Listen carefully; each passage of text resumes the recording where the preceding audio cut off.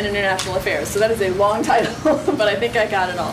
All right, so I'll turn it over to you then. Thank you, Alan for short. And I'm pleased that two of our graduates are here, Jan Saharko, who I think you saw earlier, and Amanda, who you will see in a few minutes. Graduates of our MPA program with concentrations in nonprofit management. Those of you who are interested in nonprofit management, nonprofit issues, some bulletins, some brochures out there. But my main duty today is to introduce our next panel on the social and psychological aspects of homelessness. Interesting and difficult subject. Our first paper presenters are Deanna, Trella, and Timothy Hilton from Northern Michigan University, and they'll have about 15 minutes. Thanks. We're going to move pretty quickly through the front slides that we have here, the front end of our material, because a lot of it's been covered already, and in the interest of time, we're just going to sort of breeze through here.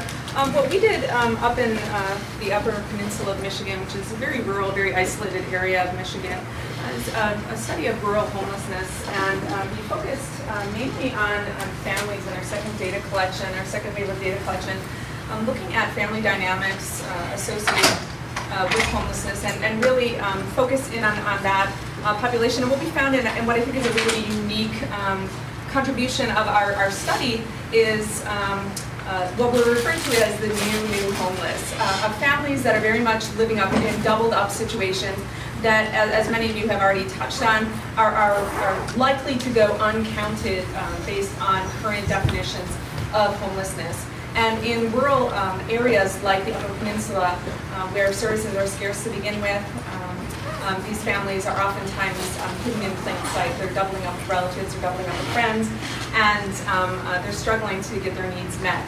And the study that we had previously done suggested that a lot of these families themselves, as non-homeless relatives, are taxed with their own financial difficulties and space requirement limitations for being able to help their homeless relatives.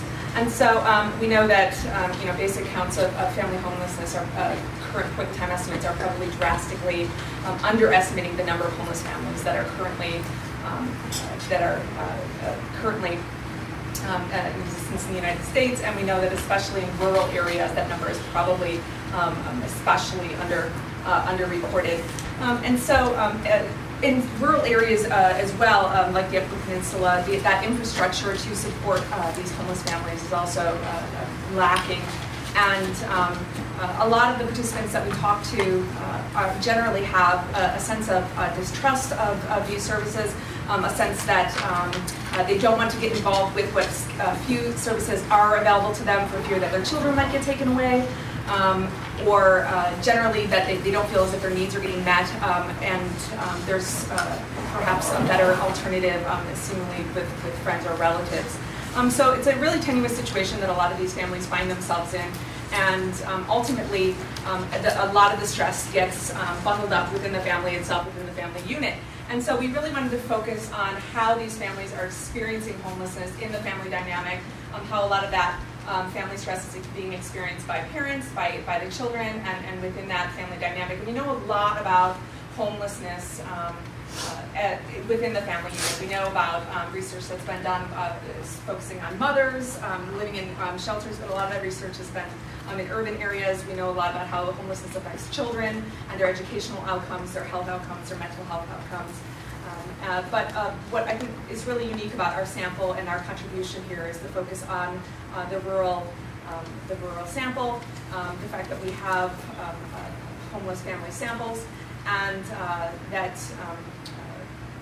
we are getting the opportunity to look at these families living in, again, what we refer to as this sort of new homeless situation, doubled up with relatives, living in transitional housing, not necessarily living in shelters, which perhaps underlies this unique subsample of homeless, perhaps extreme homeless circumstances.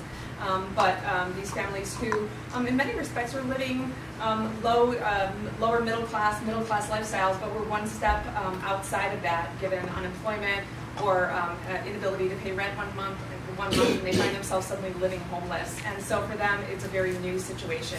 And that experience of homelessness comes on suddenly, and there's a lot of ramifications associated with that.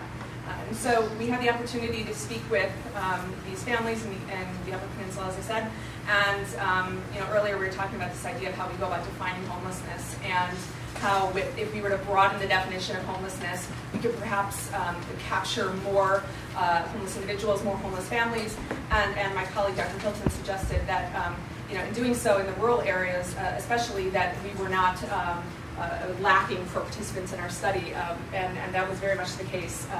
We turned people away after we had reached a certain point in our study, and a lot of individuals in our study were experiencing homelessness of various degrees, living with family members, living in shelters, but a lot of their circumstances were similar in the sense that they were struggling to parent, struggling to meet their needs, while having children in tow with them, and trying to negotiate these various social services, and oftentimes, again, without sufficient services available to them in these rural areas.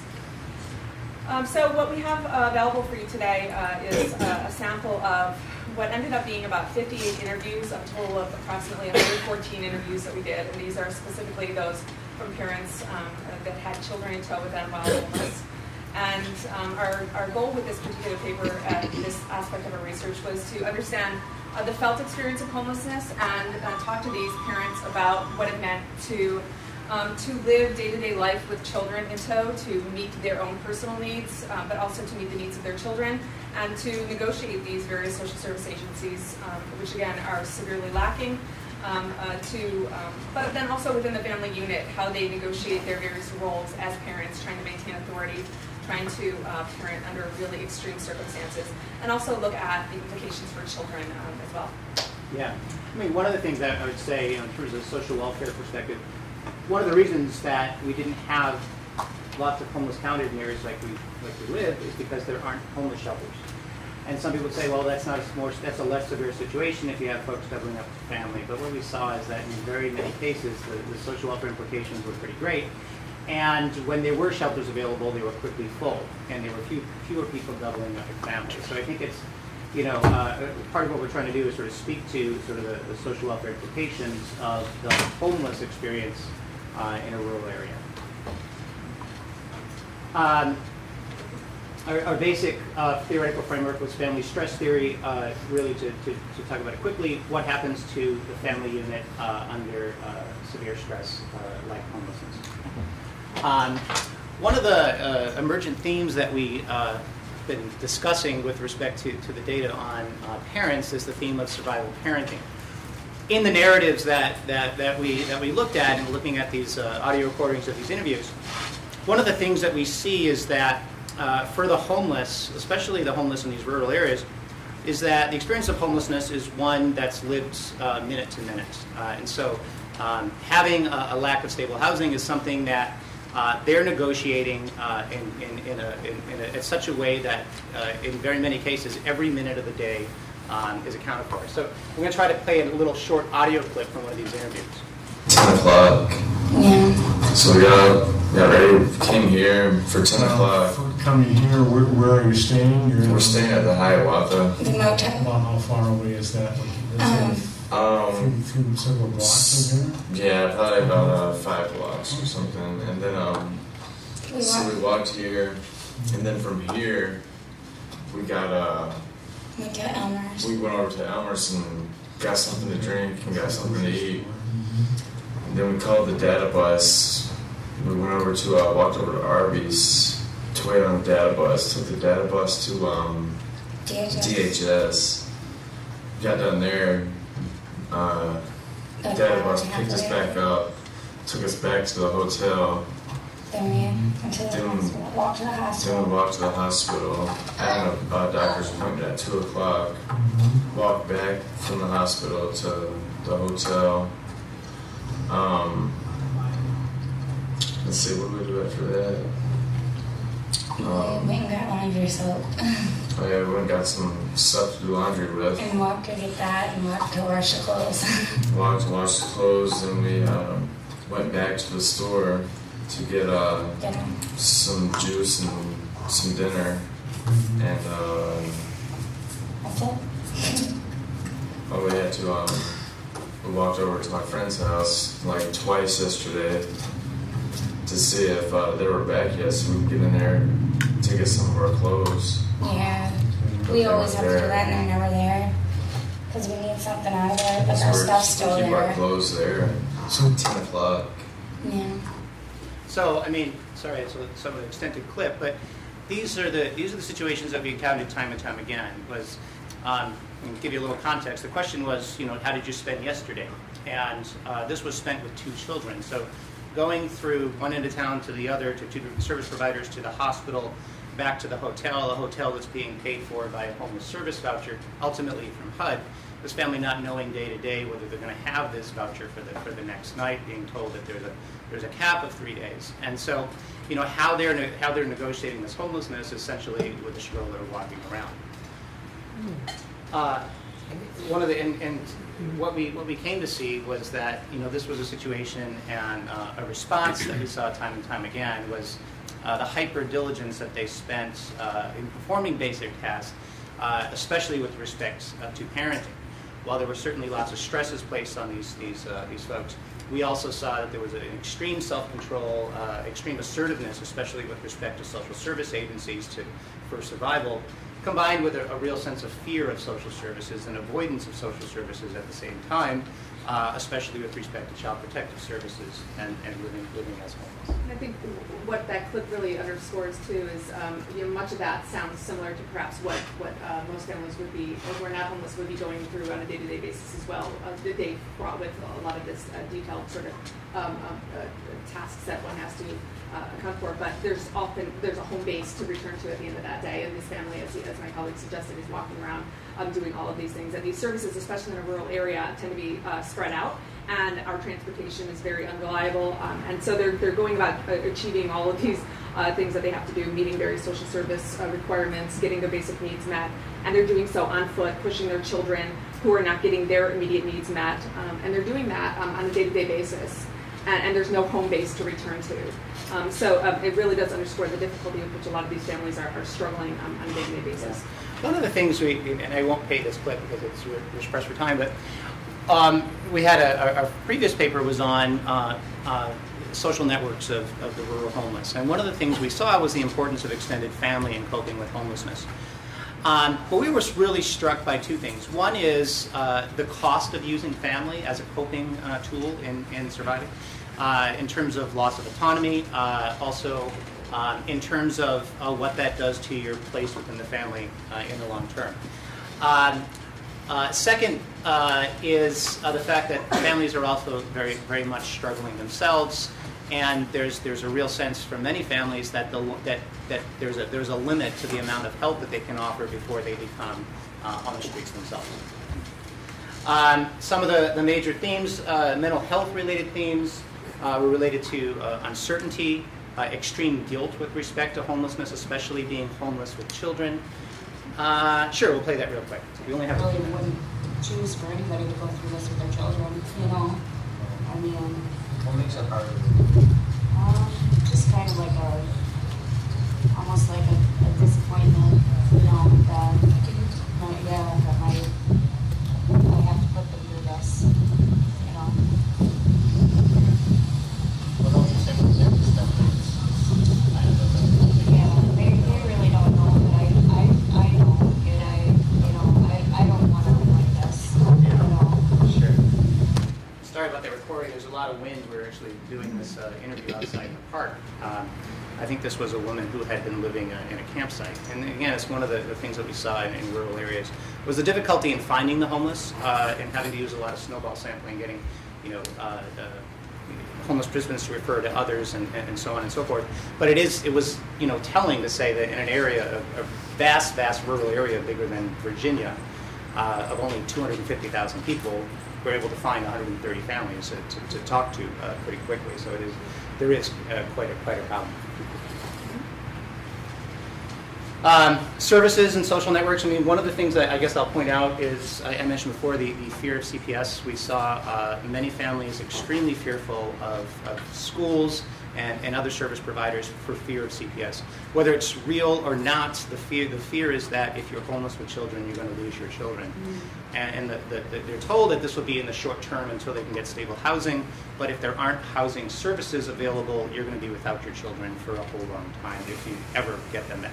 And that harkens back to this idea of that hypervigilance when parenting out in public, the fear that you're watched at all times, and in a lot of ways it strains your ability to not only assert your authority as a parent, to be parenting under these kind of circumstances, whether it be in shelters or just in public, to be undermining your authority as a parent with your child, but then also in public settings to potentially be seen as homeless, so to have to put forth a front that you're a capable parent in those kind of circumstances, so that as to not potentially lose your children. Yeah, I mean, one of the things that, if I had more time, I'd play some of these clips, but a lot of the parents knew what it meant to be a good parent, and they knew the importance of quality time with the children. They knew the importance of schedule stability. They knew the importance of putting kids to bed quickly, and those sorts of things, but they said this is just impossible, because when you were negotiating life in a motel room with a stroller and having to cross town several times to get your basic necessities, you can't do that. And there is no quality time with children,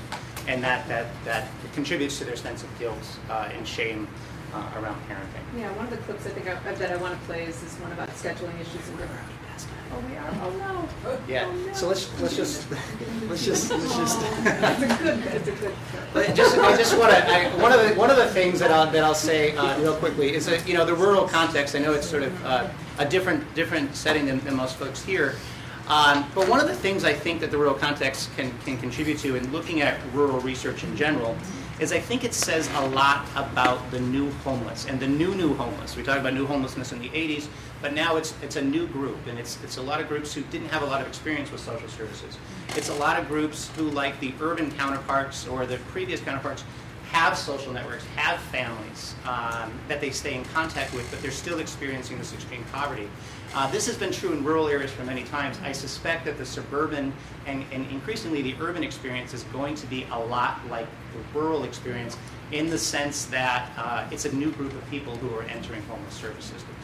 And I think the struggles that the providers are going to face are going to be some of the struggles that we face in rural areas now. And as I suggested, know what good parenting looks like, know how to parent their children, and have experienced middle-class lifestyle, have experienced stability, and now have gone from here to here, and are experiencing a lot of inability to cope with the systems and to know how to navigate those systems.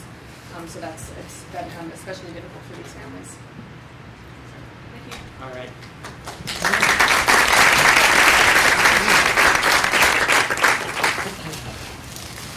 Thank you very much. All right. It sounds like a lot of amazing information.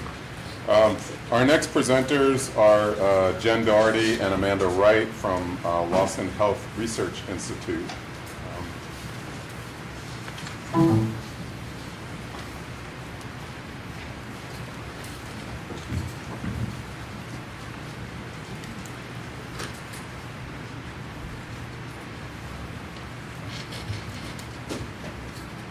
So just to give you a bit of background, when we set this up, we're actually from Canada, from London, Ontario specifically. And the research unit that we work with... Sorry, could you speak up, please? Okay, we're from Canada, London, Ontario. And the research unit that we work with has numerous studies that do involve people that are experiencing homelessness. Actually 4 different ones right now, so we're just going to be speaking about one of them here. The study's called Poverty and Social Inclusion. It's a Community University Research Alliance. It's funded through SSHRC, which is the Ontario government, and it's based on an equal partnership between community and university. This is Amanda, my partner here. It says she's the project research coordinator for CARE 2, but she's also our project coordinator for the homeless youth study, as well as, because we have so many projects with homeless individuals, she is our outreach coordinator as well. So she helps us find the people. I'm Jenn Doherty, and I'm a second-year PhD nursing student who is working with this project right now. Our investigators are from universities all over Canada, as well as we actually have someone here that's from the States as well, so it's pretty widespread. So a little bit of background.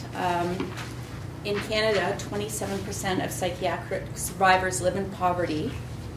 Poverty we define as having income falling within the lowest two income groups in the National Population Health Survey, which is determined by family size, status, and the size of the family residence. And it really is a financially based definition of poverty compared to the 12.6% of non-disabled persons. So a single person living on ODSP, which is Ontario Disability Support Program, which is our funding from the government, receives less than $12,000 per year, which is 63% of the poverty line. There's three relational patterns between poverty and mental health. First, poverty and mental illness have an additive relationship because poverty's adverse effects contribute to the poor functioning caused by the illness. For example, if you have an early onset of illness, it may interfere with the completion of your education, which makes sense. There's also an interactive relationship, poverty's potentially negative effects, which are intensified by the presence of other illnesses. Could be chronic health conditions which impact poverty, or you might be more absent to work as well when you have all these other chronic conditions. And there's the transforming relationship of poverty and illnesses interrelation, which can cause each being different than when occurring separately. So the background, we kind of hear in the research about the double jeopardy of poverty and having a psychiatric disorder. There is a growing understanding of poverty and the social processes that are responsible for poverty as an influencing and preventative factor to social inclusion. However, social policies, as we noticed when we discussed the ODSP, still fail to promote social inclusion.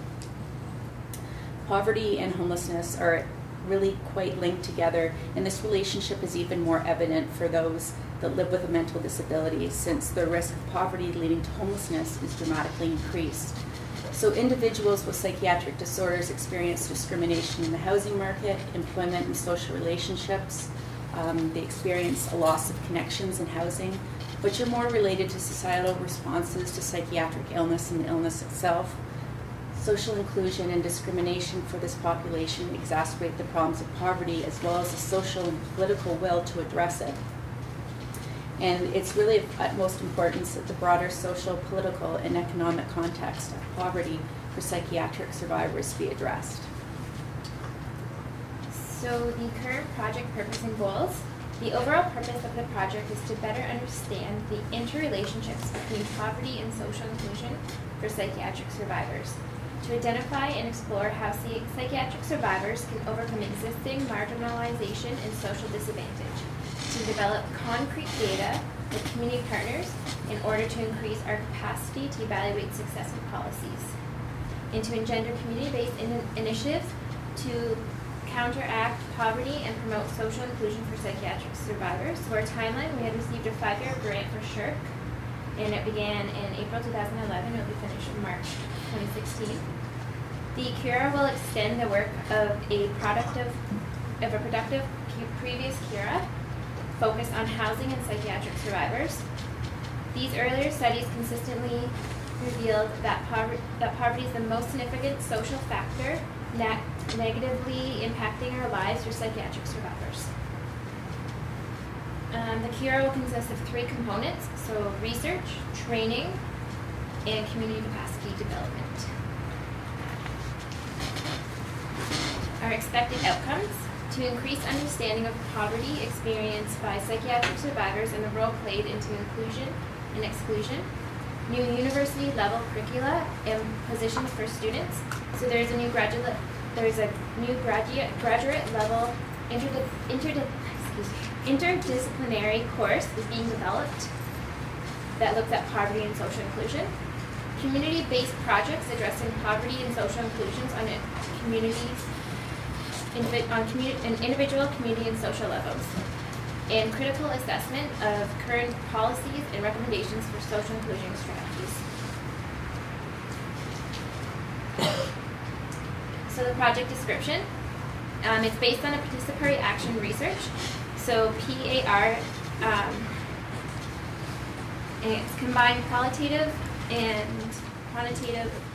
So quantitative is individual structured interviews, and qualitative such as focus groups. And with our focus groups, we have with key stakeholders. And the first year looked at social inclusion, and this year is looking at the change to community startup and maintenance benefits. Individuals interviews are conducted annually for 4 years, and focus groups with key stakeholders are conducted concurrently along with the structured interviews.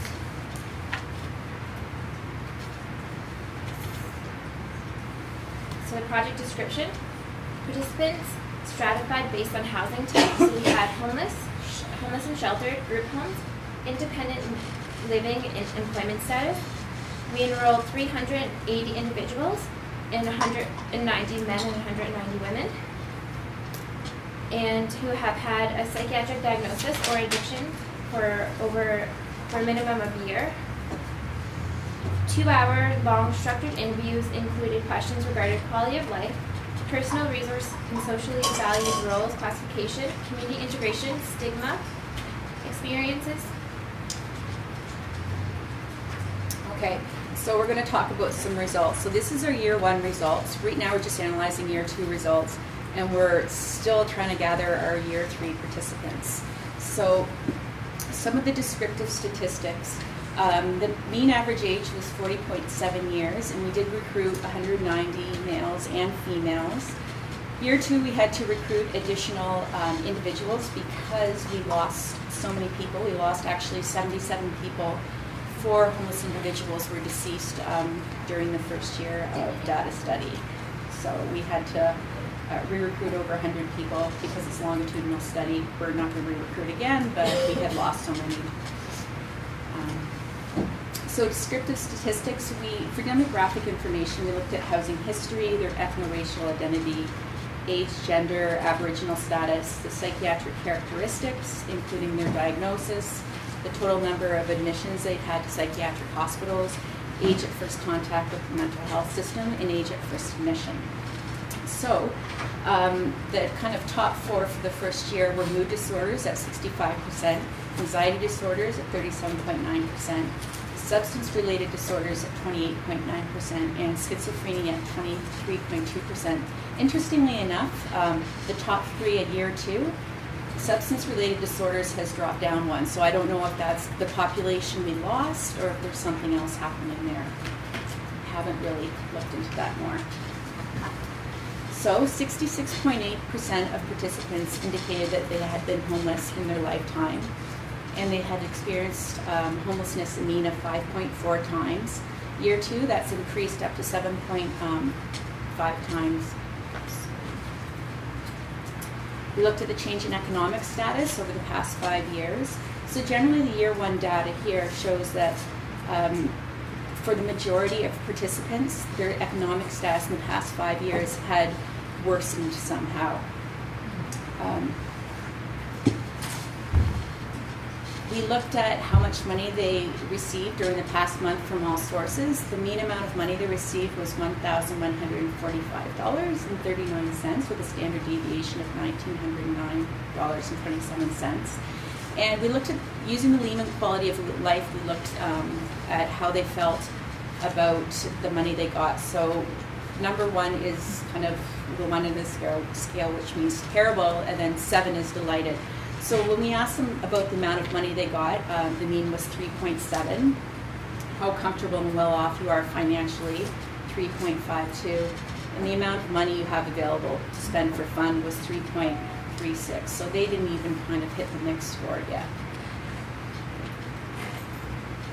19.7% of our participants stated that they have not visited friends or a relative within the past month. And 35.5% of participants responded that they do not even have a best friend with whom they can confide in. So we use the community integration scale to gather this data, and what that looks at is the level of integration the individual has into the home and the community. So looking at the community integration questionnaire, the range of scores is 0 to 29, 29 being the maximum community integration you can have. So the mean for this sample was 15.79 with a standard deviation of 5.68. When we asked individuals how many times a month they usually participate in leisure activities, they said, as we mentioned before, never. 26.6% said that. Visiting friends or family, 19.7% never did. For 1.4 times, or for leisure activities, 42.6% of the population visited friends or relatives 47.1 times, and they did participate in leisure activities 42.6% of times. Those that participate in leisure activities 5 or more times, there's 30.8%, and 33.2% visited friends or relatives 5 or more times within the past month. So here are highlights. A forum is held yearly. In year 3 and 5, we'll have 2-day forums. For the forum we had, for the most recent forum we just had, 230 individuals registered, and the predominant themes this year were youth, women's issues, stigma, employment. There was a variety of presenters such as students, those with lived experiences, and academics. It's a really interesting forum to go to because of the mixture you have of academics and having students and academics try to present for those with lived experience as well. And because we have a lot of people with lived experience that do come, I think we have about 40%. We have to kind of, we're figuring this out again this year, that when the students present and we're talking about research findings, we really kind of have to look at what is the significance for them, because they throw up a whole bunch of stats and p-values, and I don't know, it's not very meaningful, I guess. Okay, so another cure highlight is from the first cure that our PI had. She actually has a book. It's called Homelessness, Housing and Mental Health, Finding Truth, Creating Change, and it's a collection of publications from the League to It's a really interesting book. I had the opportunity as a grad student in another role to be involved with the first cure, which was more cross-sectional in nature, and I'm finding with the longitudinal, I never really realized the difficulty it is finding people year after year, because even though we have contact information we get from these people every year, we have 5 to 6 contacts that we have, okay? So even though their phone number might not be in service, we're finding that their family members' phone numbers are no longer in service either, which is kind of a new thing. So it's very difficult to track them down, so we're very lucky to have Amanda on outreach going to find these individuals. So I'm just going to show you some list of partners that we have on our team. So we have different community agencies as well as the City of London on the team here. Shelters sit on our team. So we have members from all over the community of London working on the project with us. Some more here as well. Interestingly enough, we also have a My Sister's Place in London. I didn't really realize that that was, I don't know if it's the same, or that was interesting for me. Okay, so there's some contact information here. So we have an academic director of the project, which is Dr. Cheryl Forchuk, who's affiliated with Western and the London Health Research Institute. But we also have the community co-director, who's the head of a consumer support agency. And we have our executive meetings together all the time. So there really is, other people that have worked on Cura said that people kind of play face value to the alliances they have. But we actually have a very close working relationship, and that's what other people that work on our Cura have noticed. And then here we have our website, and then the contact information for me. We just, interestingly enough, had our 30th annual forum a few weeks ago, which was absolutely fantastic. We had Patrick Corrigan present. And if you look at the website, there's going to be presentations up there, and there's we also have a Facebook page and Twitter, trying to get the connection out there. We also do evaluations of social enterprises and things like that that are community projects are trying to get up and going. And that's it. Great. Perfect. Thank you.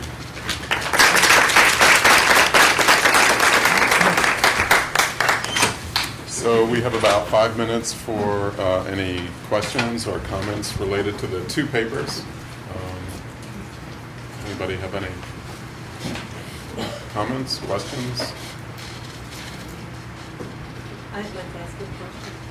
and this is kind of a general question, but I'll start with the first panel here. Calling homeless families the new homeless. What is this? To what extent does this reflect changes at the micro level, and to what extent is it simply a reflection of the economics of the recession? Or even pulling back even further, to what extent does it reflect the changes in the North American economic system, where people are having a harder time getting jobs and having a harder time getting jobs that can pay for housing and other basic needs? One of the things I would say about that, when we say new homelessness, coming from the research area, the big research, that's not new. I mean, the fact that you have people working and double working and not working and constant struggling to make enough to live, especially when there's not a lot of affordable housing, that's the old homelessness in rural areas. But I think that that dynamic is sort of actually growing and going. We see it in suburban areas and urban areas in increasing rates. You know, the old way of thinking about homelessness is that homelessness is the state of exhausting all your social networks, right? And you're homeless. But I think what we see now is that actually we see a lot of people homeless who are grounded within communities, who have family and friends and such. As far as I can tell, that's always been true in small towns. But I think it's a newer phenomenon in urban areas. It's newer in the urban areas? Yeah, I think it's newer in the urban areas. At least the folks who are seeking services. It's no longer the male alcoholic person with few ties. I think increasingly in the economy, as you suggested, that's a lot of part of the population that we're seeking. It's not necessarily folks with mental illness or folks with substance abuse, although there might be some issues, but I think it's homelessness that's a result of the economic situation. I just want to report, to amplify one piece of what you just said. In the District of Columbia, the social service agencies that I've been working with in the coalition reported a 20% increase in demand for their social services and food and so forth during the first year of the recession, and an additional 20% the year after. And there are these universally reported to be new faces. And our best guess is that these are folks who were the working poor, who are now coming to the last of the social safety net programs that formerly served only homeless persons. And this is continuing to this day. I know a lot of our participants, if we look, they have kids, they don't have custody of them currently. I'm still talking. A lot of the people that are participants, we're finding that if they do have children, they don't have current custody of them.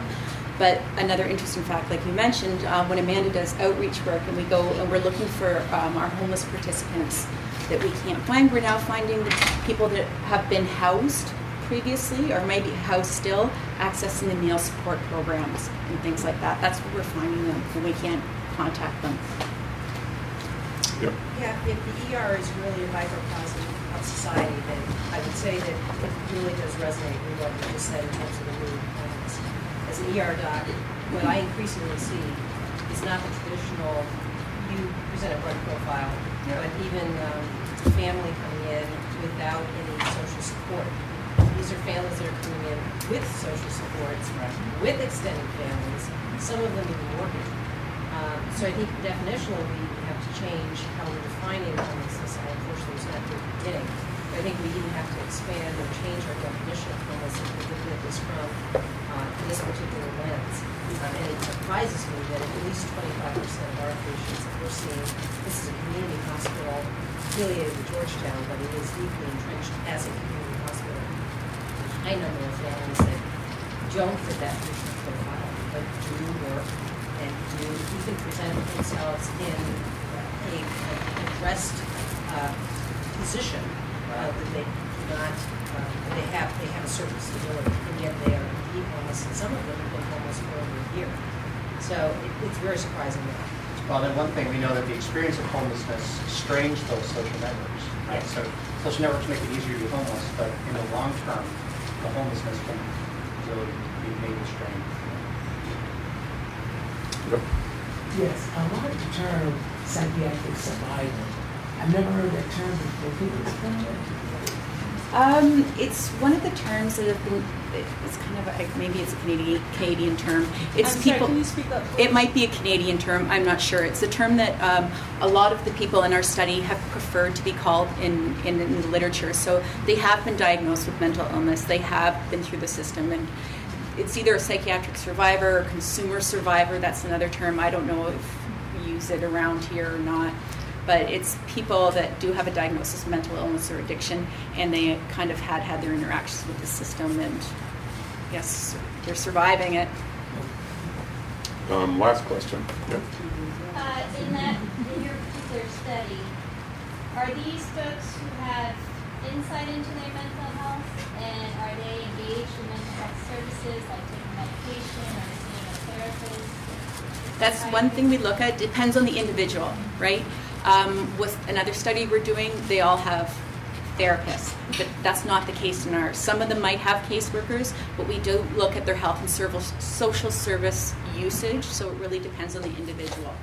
I think too, like the homeless population that we do look at, most of them don't have services, but the ones that are in group homes obviously are getting services. And we have another study that's looking at the chronically homeless and the supportive services they need to keep them in housing. So they have workers as well. So. Great. Well, why don't you thank our presenters.